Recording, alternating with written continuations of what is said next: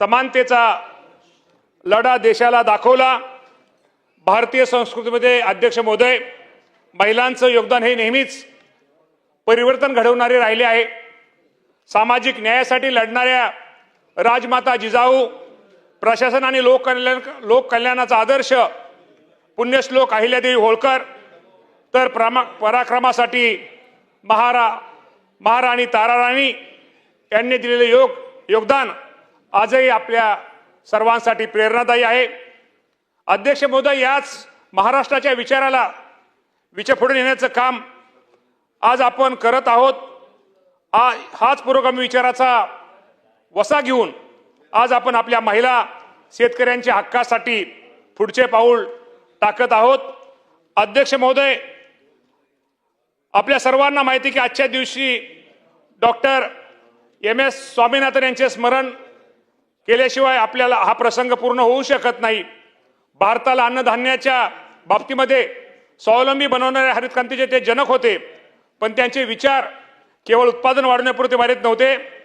शेतकरी हा शेतीचा केंद्रस्थानी असला पाहिजे आणि त्या शेतकऱ्यामध्ये महिलांचं स्थान हे तितकंच महत्त्वाचं आहे।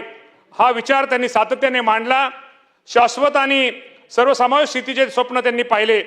त्यांच्या स्वप्नाला पुढे नेण्याचं काम आज आपण या विधेयकाच्या माध्यमातून निश्चित प्रकारे करणार आहोत। अध्यक्ष महोदय, अत्यंत अभिमानाने आज आपल्या सर्वांना सांगतो की आपला देश हा कृषीप्रधान देश आहे, पण आज आपण आपल्या कृषी व्यवस्थेकडे पाहिले तर एक विदारक सत्य आपल्या समोर येतं। या कृषीप्रधान देशामध्ये आणि आपल्या प्रगत महाराष्ट्रामध्ये माझ्या शेतकरी माऊलीच्या आजवरची अवस्था काय होती? शेतामध्ये पेरणीपासून ते कापणीपर्यंत आणि कोळपणीपासून ते मळणीपर्यंत पुरुषाच्या खांद्याला खांदा लावून किंबहुना त्यांच्यापेक्षा जास्त वेळ आपली ग्रामीण भागातील महिला ही शेतामध्ये राबत असते। जनावरांचे शेण काढण्यापासून दुधाचा व्यवसाय सांभाळण्यापासून ती अनेक शेतातली कामं ती माझी माय माऊली अध्यक्ष महोदय करत असते। पण जेव्हा सरकारी लाभाची, अनुदानाची किंवा योजनेची वेळ येते तेव्हा कागदावरती कोण असते? दुर्दैवाने ती कागदावर ती शेतकरी नसते, ती केवळ शेतमजूर ठरवली जाते का? या कारण कृषी योजनेचा लाभ मिळण्यासाठी जमिनीची मालकी असणे हे पुरवठ असते आणि आपल्या समाजामध्ये महिलांच्या नावावर सातबार असण्याचे प्रमाण हे अत्यंत नगण्य आहे। अध्यक्ष महोदय, आपल्याला माहित आहे की जमिनीच्या मालकी सहसा पुरुषाच्या नावावर असते। जमिनीवर नाव नसल्यामुळे ती बँकेमध्ये कर्ज मागायला जाऊ शकत नाही, तिला कोणत्याही सरकारच्या अनुदानाचा लाभ मिळत नाही किंवा विम्याचे संरक्षण मिळत नाही। केवळ जमीन नावावर नाही म्हणून वर्षानुवर्ष शेतीत राबणाऱ्या त्या माझ्या माय माऊलीला आजपर्यंत आपल्या व्यवस्थेने कधीही शेतकरी मानलेले नाही। त्यांना योजना, पतकर्ज, बाजारपेठ मिळण्यामध्ये उपेक्षाची वागणूक ही मिळालेली। महिलांच्या या छुप्या श्रमाला एक कायदेशीर ओळख मिळवून देणे ती काळाची गरज होती। त्यामुळे या महिला विधेयक शेतकरी महिला विधेयक मांडताना या राज्याचे मुख्यमंत्री देवेंद्र फडणवीस साहेब, उपमुख्यमंत्री एकनाथ शिंदे साहेब, उपमुख्यमंत्री सुनेत्रावहिनी पवार या सर्वांनी निश्चित प्रकारे यांच्या मार्गदर्शनाखाली सादर हे विधेयकाला निश्चित प्रकारे या विधेयकाच्या माध्यमातून माझ्या या शेतकरी महिलांची ती गरज पूर्ण केली जाणार आहे। आज अध्यक्ष महोदय, आपल्याला माहित आहे की संयुक्त राष्ट्रांनी हे वर्ष आंतरराष्ट्रीय महिला शेतकरी वर्ष म्हणून घोषित केलेले आहे। संपूर्ण जगभरामध्ये महिला शेतकऱ्यांच्या योगदानाचा गौरव होत असताना अगदी त्याच वेळी आपले राज्य केवळ घोषणा करत नाही तर कायदा करून दाखवत आहे। ही बाब महाराष्ट्रासाठी अध्यक्ष महोदय एक अभिमानाची गोष्ट आहे। अध्यक्ष महोदय, या विधेयकाच्या सर्वात मोठं वैशिष्ट्य म्हणजे यामध्ये शेती संकल्पनेची व्याख्या ही अतिशय व्यापक आणि सर्व समावेश करण्यात आलेले।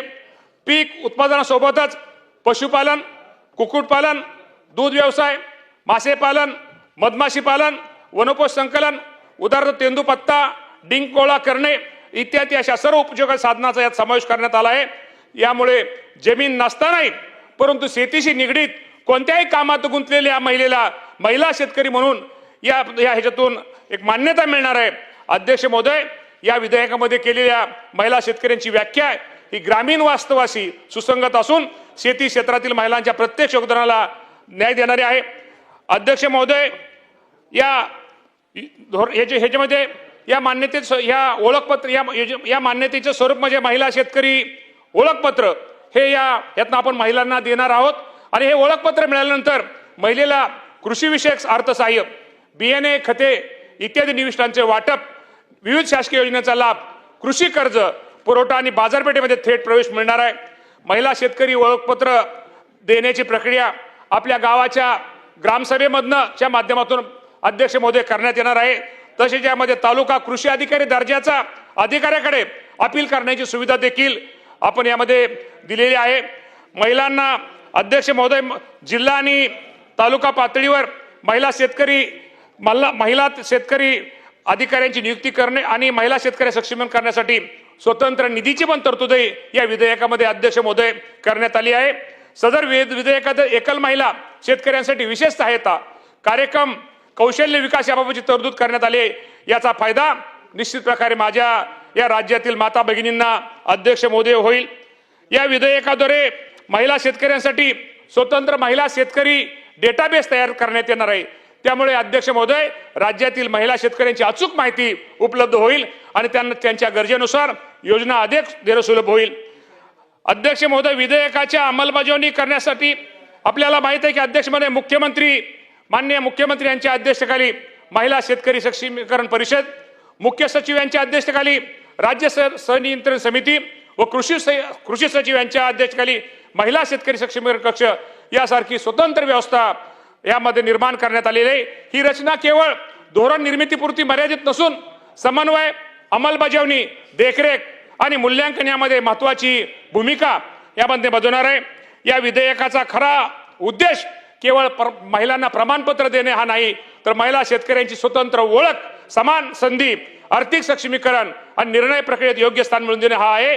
हे विधेयक महिलांच्या कृषी क्षेत्राच्या योगदानाला अधिकृत मान्यता देणारे आणि त्यांच्या विकासाच्या मुख्य प्रवाहात आणणारे महत्वाचे पाऊल आहे. आदरणीय अध्यक्ष महोदय, आपल्या सर्वांना माहिती आहे की आपण खेडेगाव बहुतांशी इथले आमदार हे प्रत्येक ग्रामीण भागामधले अधिक प्रमाणामध्ये येतात. आजही आपण गावामध्ये बघतो, खेडेगावामध्ये बघतो, आपल्या घरामध्ये आपण पाहतो की शेतीमध्ये सगळ्यात जास्त सहभाग हा महिलांचा असतो. शेतामध्ये कष्ट कोण करतं तर ती एक महिला असते. एक ताई असते, एक तर कुणी बहीण असते किंवा एक तर लेक असते. त्यामुळे या राज्य अध्यक्ष महोदय, आपल्याला माहित आहे की या राज्यामध्ये किंवा प्रत्येक क्षेत्रामध्ये महिलांचं स्थान हे महत्वाचं आहे आणि ग्रामीण भागातली महिला हे निश्चित प्रकारे शेतामध्ये सगळ्यात जास्त आपण कष्ट कोण करतं तर ती ग्रामीण भागातली माझी ती एक बहीण असते. आणि आपण अध्यक्ष महोदय, आपल्याला माहित आहे याच्या अगोदर पण या सरकारच्या माध्यमातून या राज्याचे मुख्यमंत्री असतील, दोन्ही उपमुख्यमंत्री असतील, महिलांसाठी अनेक योजना अध्यक्ष महोदय आपण आणलेले आहेत. महिला स्वतःच्या पायावरती उभा राहावेत, महिलांना स्वतःचे निर्णय स्वतः घेता यावेत यासाठी अनेक निर्णय घेतलेले आहेत. आणि राज्यामध्ये महिलांसाठी अनेक काही आपण योजना या राज्यामध्ये राज्याच्या मुख्यमंत्र्यांनी आणलेल्या आहे. आणि अध्यक्ष महोदय, हे आपल्याला माहित आहे की एखाद्या महिलेच्या हातामध्ये त्याच्या घरच्या संसाराची तिजोरीची जर चावी एखाद्या महिलेच्या हातामध्ये घरात असलं तर ते घर अधिक किती सुरक्षित असतं हे माहिती आहे. तर अध्यक्ष महोदय, हे विधेयक सादर करताना खरंच मी राज्याचे मुख्यमंत्री देवेंद्र फडणवीस साहेब असतील, एकनाथजी शिंदे साहेब असतील, सुनेत्रावहिनी पवार असतील, या सर्वांचं अभिनंदन करावं तेवढं थोडे. कारण का आपल्याला माहित आहे अध्यक्ष महोदय, मी नेहमी म्हणतो की महिलांचा स्वभाव हा भावनाविष असतो. महिला शेवटी महिलामध्ये ती लेक असेल, ती बहीण असेल, ती आई असेल. आजही आपण सगळेजण इथं आपण प्रत्येक जण राजकीय क्षेत्रामध्ये काम करतो, विविध ठिकाणी काम करतो. आजही मी तुम्हाला प्रामाणिकपणे सांगतो, या राज्यामध्ये महिलांचं स्थान प्रत्येक क्षेत्रामध्ये खूप मोठं आहे. त्यामुळे या महिलांचा सन्मान करणं, या महिलांना एक पाठिंबा देणं, यांना एक स्वतंत्र ओळख करून देणं हे शेवटी आपल्या सरकारचं कर्तव्य आहे, त्याप्रमाणे करतोय. आज तुम्हाला माहिती आहे की आपल्याला माहिती आहे की लाडकी बहीण योजना असेल किंवा बाकीच्या इतर योजना असतील की महिलांसाठी आपण अनेक योजना या राज्य सरकारच्या माध्यमातून आपण सगळेजण अध्यक्ष महोदय राबवत असतो. आणि निश्चित प्रकारे आज महिला या राज्यामध्ये खूप चांगलं काम या महिलांचं चाललेलं आहे. अध्यक्ष महोदय, मी मुद्दाहून महिलांची एक ओळख करून देतो, एक वेगळं उदाहरण देतो. अध्यक्ष महोदय, आज आपण महिला कशी असते, बहीण कशी असते, आई कशी असते, लेक कशी असते. आज तुम्हाला मी सांगतो, एखाद्या आपण दवाखान्यामध्ये एखाद्या घरचा पेशंट असला, कुटुंबामध्ये असला आणि आपण सहज जर भेटाय एखाद्या दवाखान्यामध्ये अध्यक्ष महोदय गेला, आयसीयू सेंटरच्या बाहेर एखादा तो हॉल असतो, पेशंटला रुग्णांच्या नातेवाईकाचा हॉल असतो, त्यामध्ये अध्यक्ष महोदय कुणाचं प्रमाण जास्त असतो? एक तर बहीण, ते तर बाहेर असणारी एक कोणतरी बहीण असते, एक कोणतरी लेक असते, एक कोणतरी आई असते, जी एखादी बहीण एखादी महिला माझा भाऊ बरा व्हावा, माझी आई बरी व्हावी, माझे वडील बरे व्हावेत म्हणून सासऱ्याला चुकून नवऱ्याला चुकून सोन्याचं किडूक बुडूक मोडून गहाण ठेवून दवाखान्याचं बिल देणारी कोण असते? अध्यक्ष महोदय, ती एक बहीण असते, ती एक आमची महिला असते. त्यामुळे ह्या बहिणीचं आईचं लेकीचं प्रेम अध्यक्ष महोदय वेगळं असतं. त्यामुळे ह्या महिलांना आईला बहिणीला लेकीला आज आपण एक दर्जा हा वेगळा दिला पाहिजे. त्यामुळे किती आपण की म्हणा शेवटी पाटील साहेब आपण घरामध्ये मी दोन मुद्दाहून तुमचं कारण का तुम्ही जरा आमच्या कृषी विभागाशी जास्त असता पण तुम्ही नेमकं समोर दिसता त्यामुळे म्हणताल माझंच काय. त्यामुळं नेहमी सांगतो त्यामुळं बंधूंनो हे खरंच एक चांगलं विधेयक राज्याचे मुख्यमंत्री देवेंद्र फडणवीस साहेब, एकनाथजी शिंदे साहेब, सुनेत्रा वहिनी पवार साहेब नाही शेवटी आमचे नेते या नेत्यांच्या मार्गदर्शनाखाली वटीवर साहेब आम्ही काम करतो आणि त्यांनी त्यामध्ये पुढाकार घेतला. ह्या लोकांनी पुढाकार घेतला, वेळोवेळी यासाठी मिटिंगा घेतल्या. माझ्या बहिणीला माझ्या आईला माझ्या लेकीला कुठेतरी एक शेतकरी म्हणून एक स्वतंत्र वेळापत्रक त्यांना एक ओळख निर्माण झाली पाहिजे. यासाठी अध्यक्ष महोदय खूप चांगला हा निर्णय हे विधेयकात आम्ही मांडतोय.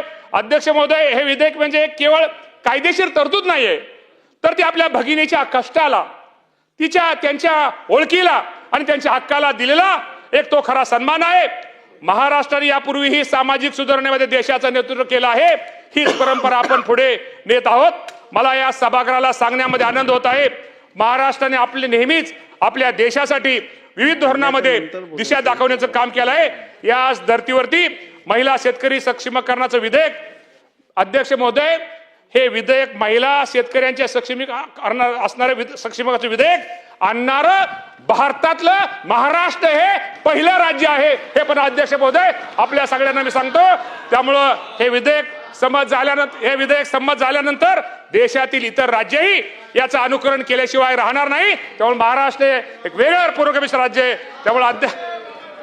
त्यामुळं मी या सभागृहाला विनंती करतो की या विधेयकाला सर्वानुमते आपण पाठिंबा द्यावा जेणेकरून आपल्या राज्यातील प्रत्येक शेतकरीला राज्यातील शेतकरी माता भगिनीला तिचा रास्त सन्मान आणि हक्क मिळून देऊ शकेल. यासाठी आपण सर्वांनी पाठिंबा द्यावा आपल्या सगळ्यांना विनंती करतो आणि थांबतो. धन्यवाद. एक मिनिट. प्रस्ताव असा आहे की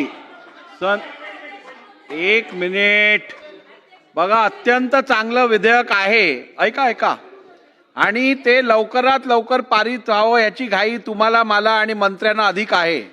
परंतु ते मांडण्याआधीच एवढी माहिती दिली आहे, मला प्रोसिजर तर फॉलो करायला लागेल ना. तुम्हाला बोलायला देतो.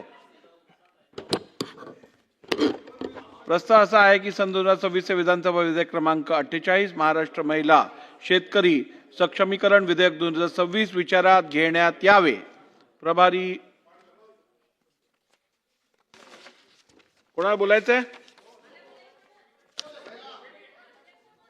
देतो. एक मिनिट. ताईंना शेवटी म्हणजे उपमुख्यमंत्री चालेल म्हणजे मला काय नाही उपमुख्यमंत्री म्हणून शेवटचं बोलायचं असेल तर कसं आहे? उपमुख्यमंत्री महोदया. अभिनंदन.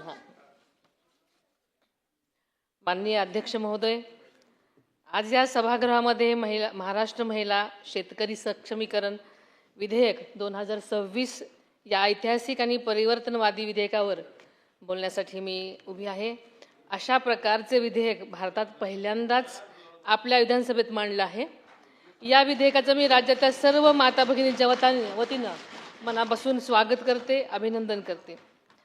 आपल्या सर्वांनाच माहिती आहे की शेती ही केवळ उदरनिर्वाहाचं साधन नाही, ती भावनांचं, कष्टाचं आणि जीवनाशी असलेल्या अतूट नात्यांचं प्रतीक आहे. स्वतः शेती मातीत राबणाऱ्या आमच्या पुण्याच्या कवयित्री कल्पनाताई दुधाळ यांनी महिला शेतकऱ्या जीवनाचं अत्यंत संवेदनशील शब्दामध्ये मांडलं आहे. त्या म्हणतात, सरी वाफ्यात कांदे लावते बाई लावते, सरी वाफ्यात कांदे लावते बाई लावते, नाही कांद ग जीव लावते बाई लावते. काळ्या आईला हिरवं गोंदते बाई गोंदते, रोज मातीत मी ग नांदते बाई नांदते. या ओळी सांगतात की महिला शेतकरी केवळ पीक उगवत नाही तर आपल्या श्रमांनी, मायेनं आणि जिद्दीनं संपूर्ण कुटुंबाचं आयुष्य त्या फुलवत असतात. फुलं सोन्याची झेंडू तोडते ग बाई तोडते, नाही फुलं ग देह तोडते बाई तोडते, घरादाराला तोरण बांधते बाई बांधते, रोज मातीत मी नांदते बाई नांदते. या ओळी तिच्या अथक परिश्रमांची आणि त्यागाची जाणीव करून देतात. म्हणूनच आपण मांडत असलेल्या महिला शेतकरी सक्षमीकरण विधेयक हा केवळ कायदा नाही, तर मातीत जीव ओतणाऱ्या काळ्या आईला, हिरवं गोंदणाऱ्या आणि महाराष्ट्राच्या कृषी अर्थव्यवस्थेला खंबीरपणे उभं ठेवणाऱ्या प्रत्येक महिला शेतकऱ्याच्या श्रमाला, सन्मानाला आणि हक्काला दिलेली ही खरी मानवंदना आहे. आपण अनेक वर्ष बळीराजाचा उल्लेख अत्यंत सन्मानाने करत आलो आहोत, पण त्या बळीराजाच्या खांद्याला खांदा लावून साथ देणाऱ्या, पहाटेपासून रात्रीपर्यंत शेतीच्या प्रत्येक कामामध्ये सहभागी असणाऱ्या त्याच्या घरातल्या माता, भगिनी, पत्नी किंवा मुलीला मात्र शेतकरी म्हणून ओळख मिळाली नाही आजपर्यंत. आणि ही ऐतिहासिक विसंगती दूर करण्याचं काम हे विधेयक करत आहे. यंदाचं वर्ष आपल्या सगळ्यांना माहिती आहे की आंतरराष्ट्रीय महिला शेतकरी वर्ष म्हणून साजरं होत आहे, आणि या पार्श्वभूमीवर हे विधेयक मांडलं जाणं ही महाराष्ट्राची अत्यंत अभिमानाची बाब आहे असं मला वाटतं. अध्यक्ष महोदय, आज मी या सभागृहामध्ये उपमुख्यमंत्री म्हणून बोलत असले तरी माझी पहिली ओळख शेतकरी कुटुंबातली मुलगी हीच आहे. शेतकऱ्यांचे कष्ट, पावसाची प्रतीक्षा, निसर्गाची अनिश्चितता आणि मातीतून उभं राहणारं जीवन मी अगदी जवळून पाहिलेलं आहे. शेती म्हणजे केवळ पोट भरण्याचा व्यवसाय नाही, ती एक प्राचीन संस्कृती आहे, परंपरा आहे, जीवन पद्धती आहे. मानवी संस्कृतीचा इतिहास सांगतो की स्थिर शेती संस्कृतीचा पाया हा महिलांनीच घातला. बी जपणं, बी पेरणं, पिकांची निगा राखणं, अन्न सुरक्षा निर्माण करणं किंवा साठवणं, या सगळ्यांची सुरुवात महिलांच्या हातूनच झालेली आहे आणि होती आहे. म्हणूनच कृषी संस्कृतीच्या उभारणीचं सर्वात मोठं श्रेय महिलांनाच जातं. पण इतिहासानं ज्या शेतीची जननी मानलं त्यांनाच कायद्यानं मात्र शेतकरी मानलं नाही, आणि ही खरी वस्तुस्थिती आहे. आज या ऐतिहासिक अन्याय दूर करण्याचा प्रयत्न आपला महाराष्ट्र करत आहे, याचा मला मनापासून आनंद होत आहे आणि अभिमानही आहे. माननीय अध्यक्ष महोदय, महिला शेतकरी ही केवळ शेतात काम करणारी व्यक्ती नाही, ती बी पेरते, बी जपते, जनावरे सांभाळते, व्यवसाय करते, दुग्ध व्यवसाय करते, कुक्कुटपालन करते, मत्स्य व्यवसाय करते, वनपोच गोळा करते, काढणीनंतरची प्रक्रियासुद्धा करते, घराची अन्न सुरक्षा टिकवते आणि शेतीच्या प्रत्येक टप्प्यांवर तिचं योगदान हे असतंच. अध्यक्ष महोदय, महिला आणि शेती याचं नातं आपल्या साहित्यात अनेक कवींनी आणि लेखकांनी अत्यंत सुंदर शब्दात मांडलेलं आहे. लोककवयित्री बहिणाबाई चौधरी म्हणतात, धरती माये तिच्या कुशीतलं सोनं, धरती माये तिच्या कुशीतलं सोनं, कष्ट केल्याने मिळेना कोण. या ओळीतून बहिणाबाई सांगतात, भूमाता कधीच भेदभाव करत नाही. जो प्रेमानं आणि कष्टानं तिची सेवा करतो त्यालाच ती समृद्धी देते. त्या कष्टात महिलांचा वाटा किती मोठा आहे हे सांगण्याची खरंच गरज नाही. रानकवी नादो महानोर यांनी शेतकऱ्यांच्या जीवनातल्या मातीशी असलेलं नातं अत्यंत हृदयस्पर्शी शब्दांमध्ये व्यक्त केलेलं आहे. ह्या नभाने ह्या भुईला दान द्यावे, ह्या नभाने ह्या भुईला दान द्यावे आणि ह्या मातीतून चैतन्य गावे. कोणी पुण्य अशी येती फळाला, कोणती पुण्य येती अशी फळाला, जोंधळ्याला चांदणे उलगडून जावे. शेतात सोनं उगवण्यासाठी कर्त्या पुरुषाच्या खांद्याला खांदा लावून काम करणारी माझी माय माऊली करत असलेली ही साथ, पण तिला शेतकरी म्हणून ओळख आजपर्यंत मिळाली नाही. आज हे विधेयक त्या घामाचा सन्मान करत आहे आणि तिला नवी ओळख देत आहे. अध्यक्ष महोदय, हे विधेयक कोणाच्याही जमिनीच्या मालकीत बदल करत नाही, वारसा, उत्तराधिकारी किंवा मालमत्तेत विद्यमान कायद्यामध्ये कोणताही हस्तक्षेप करत नाही. हे विधेयक केवळ महिलांच्या कृषी योगदानाला कायदेशीर मान्यता देत आहे, हे याचं वैशिष्ट्य आहे. आज आपण महिलांना देयचाचा अधिकार देत नाही, तर त्यांच्या श्रमाचा आणि त्यांच्या हक्काला आपण सगळेजणच मान्यता देत आहोत. महिला सक्षमीकरणाचा खरा अर्थ केवळ आर्थिक स्वावलंबन नाही, तर तिच्या कामाची, तिच्या ओळखीची आणि तिच्या निर्णय क्षमतेची समाज मान्यता आहे. हे विधेयक त्याची दिशेने उचललेलं मोठं पाऊल आहे असं म्हणायला हरकत नाही. महायुती सरकारने महिलांच्या सर्वांगीण विकास सक्षमीकरणाला नेहमीच सर्वोच्च स्थान आणि प्राधान्य दिलेलं आहे. महिलांच्या आर्थिक स्वातंत्र्याला बळ देण्यासाठी मुख्यमंत्री माझी लाडकी बहीण योजना हा एक महत्त्वपूर्ण आणि परिवर्तनाचा टप्पा ठरला आहे. या योजनेच्या प्रभावी अंमलबजावणीसाठी दिवंगत उपमुख्यमंत्री आदरणीय अजितदादा पवार यांनी प्रत्येक अर्थसंकल्पामध्ये आवश्यक ती आर्थिक तरतूद या योजनेला भक्कम करून आधार दिला. त्यामुळे गेल्या 2 वर्षापासून ही योजना यशस्वीपणे आणि सातत्याने राबवली जात आहे. त्याचबरोबर लेक लाडकी योजना, पिंक रिक्षा योजना, नवे तेजस्वी ग्रामीण महिला उद्योग विकास योजना यासारख्या उपक्रमांद्वारे महिलांच्या आर्थिक, सामाजिक आणि उद्योजकीय सक्षमीकरणाला चालना देण्यात आलेली आहे. महिलांच्या सुरक्षिततेलाही शासनाने सर्वोच्च प्राधान्य दिलेले आहे आणि वन स्टॉप सेंटर, शक्ती सदन, मनोधैर्य योजना यासारख्या उपक्रमांच्या माध्यमातूनही संकटग्रस्त महिलांना संरक्षण, आधार आणि न्याय मिळवून देण्याचं काम सुरू आहे. या सर्व प्रयत्नांची पुढची आणि ऐतिहासिक पायरी म्हणजे महाराष्ट्र महिला शेतकरी सक्षमीकरण विधेयक 2026. शेतीत मोलाचे योगदान देणाऱ्या महिला शेतकऱ्यांना त्यांच्या हक्काची कायदेशीर मान्यता, सन्मान आणि विकासाच्या मुख्य प्रवाहात स्थान मिळवून देणारे हे विधेयक आहे. महिला सक्षमीकरणाच्या दिशेने महाराष्ट्राने टाकलेलं हे एक दूरदृष्टी आणि क्रांतिकारी पाऊल आहे. महाराष्ट्राने देशाला अनेक सामाजिक सुधारणा दिल्या. स्त्री शिक्षण, सहकार, महिला आरक्षण, पंचायत राज, महिला बचत गट अशा अनेक चळवळींमध्ये महाराष्ट्र आघाडीवर राहिलेला आहे. आता महिला शेतकऱ्यांना कायदेशीर मान्यता देणारा महाराष्ट्र पुन्हा एकदा नवी दिशा दाखवणारा आहे.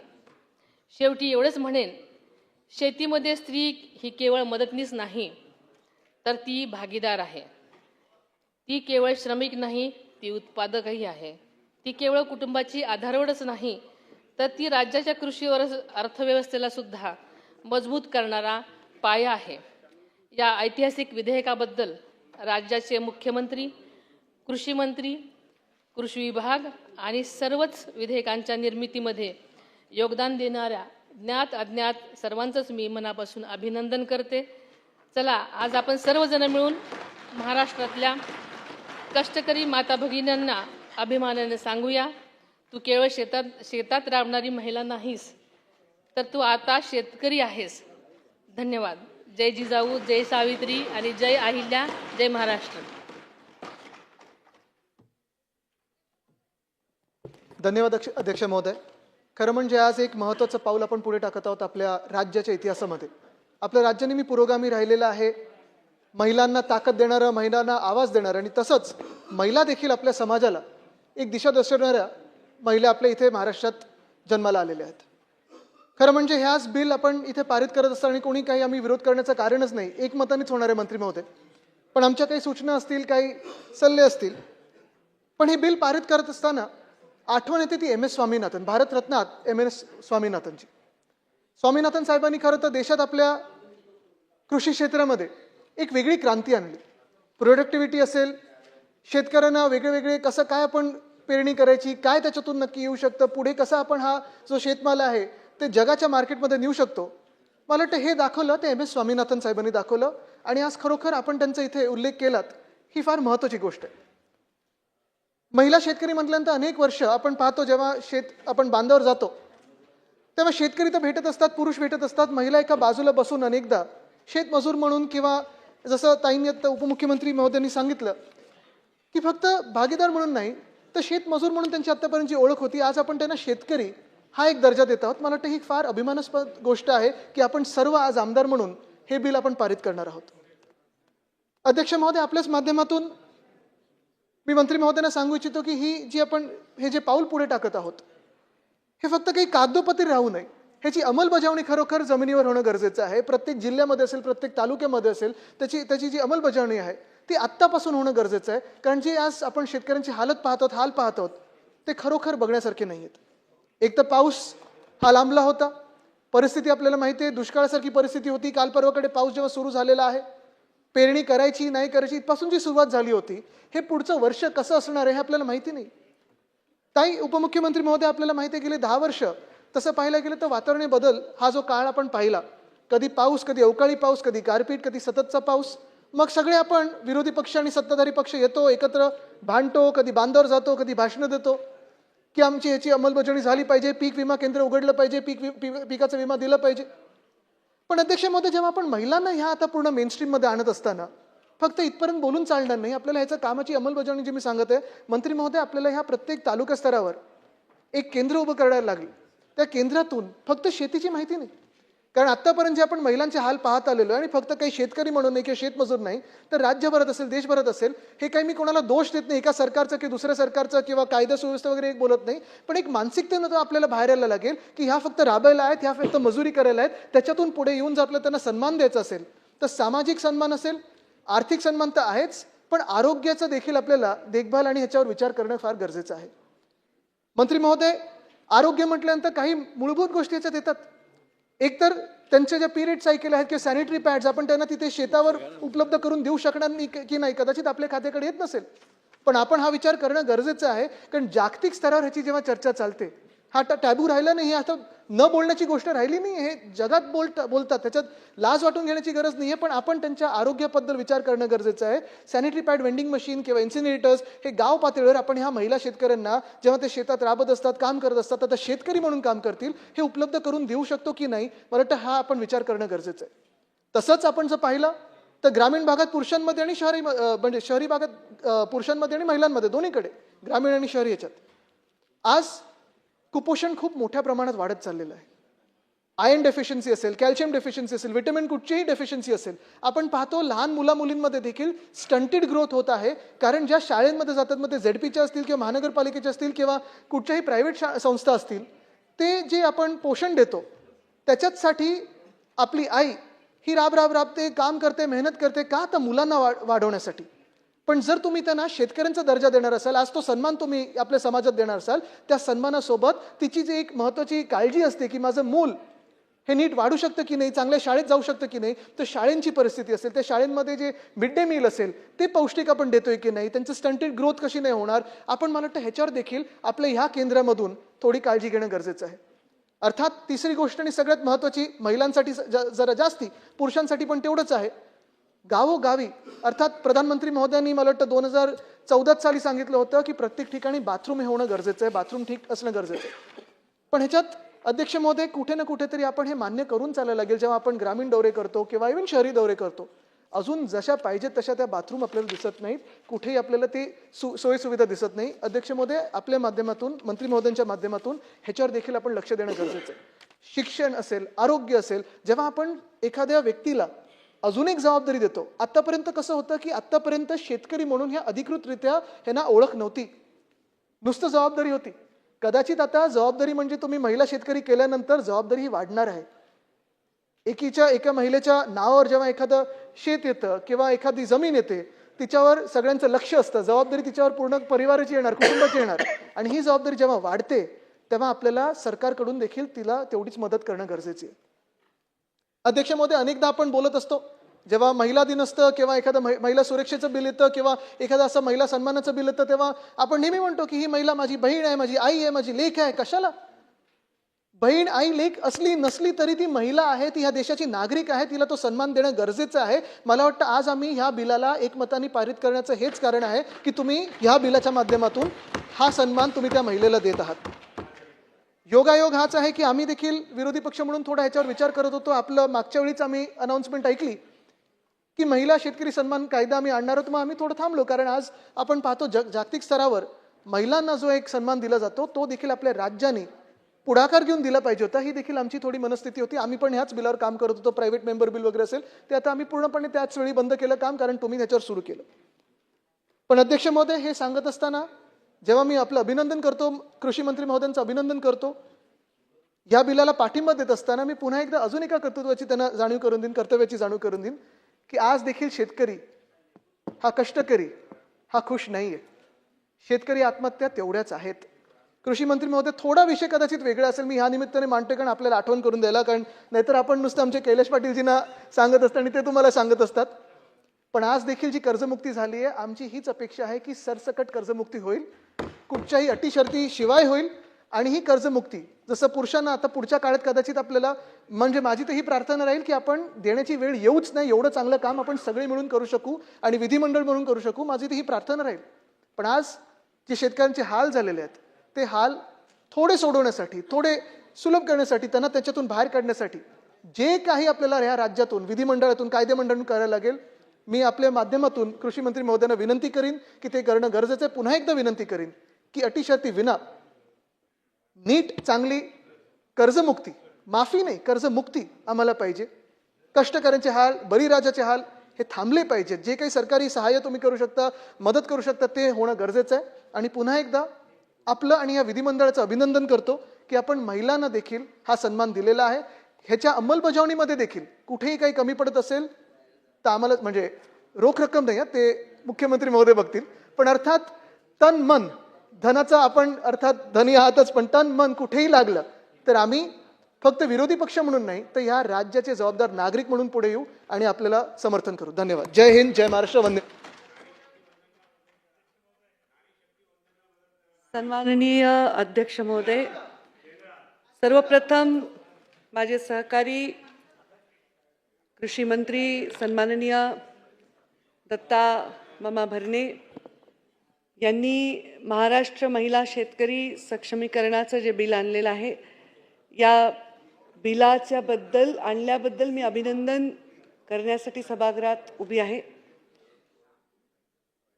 खरं तर महिला म्हणून राजकारणात पाऊल ठेवल्यापासून आत्तापर्यंत मी वेळोवेळी माझ्या असंख्य भाषणामध्ये हे वाक्य नेहमी म्हटलेली आहे की शहरामध्ये काम करणाऱ्या वर्किंग वुमन जशा आहेत तशीच खेड्यामध्ये काष्टा घातलेली असेल, गोंदलेल्या कपाळाची असेल, चुलीसमोर बसून बांगड्या मागे सारून भाकर थापणारी असेल, ती सुद्धा तेवढीच करिअर वुमन आहे.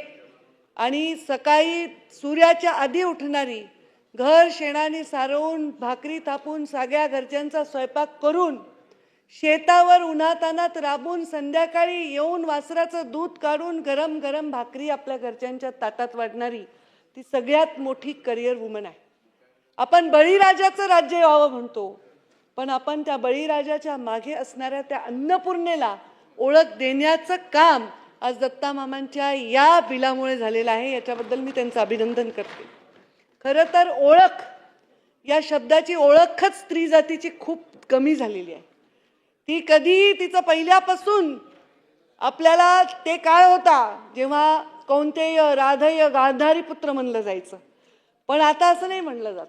आईच्या नावाने ओळखलं जात नाही किंवा एखाद्या स्त्रीच्या नावाने घर ओळखलं जात नाही, पण तिच्या मागे ते घर उभं करण्यासाठी तिचे अथांग कष्ट असतात आणि त्या कष्टाला सन्मान देणारं हे बिल आहे असं मी म्हणेन.